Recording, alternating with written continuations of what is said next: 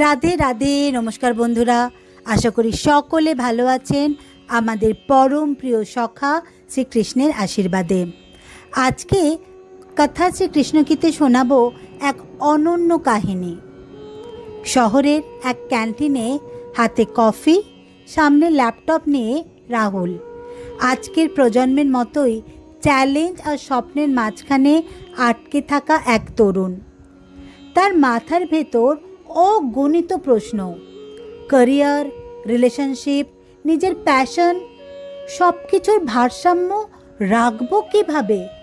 আমি কি সঠিক সিদ্ধান্ত নিতে পারছি? রাহুলের মনে হচ্ছে জীবনটা যেন মহাভারতের বারবারিকের সেই 3টি তীরের মতো।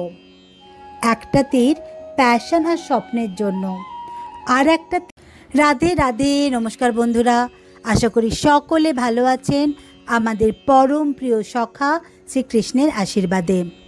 আজকে কথা শ্রীকৃষ্ণগীতে শোনাবো এক অনন্য কাহিনী।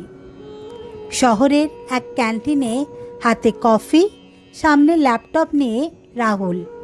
আজকের প্রজন্মের মতোই চ্যালেঞ্জ আর স্বপ্নের মাঝখানে আটকে থাকা এক তরুণ। তার মাথার ভেতর অগণিত প্রশ্ন, ক্যারিয়ার, রিলেশনশিপ, নিজের প্যাশন, সব কিছুর ভারসাম্য রাখবো কীভাবে? আমি কি সঠিক সিদ্ধান্ত নিতে পারছি?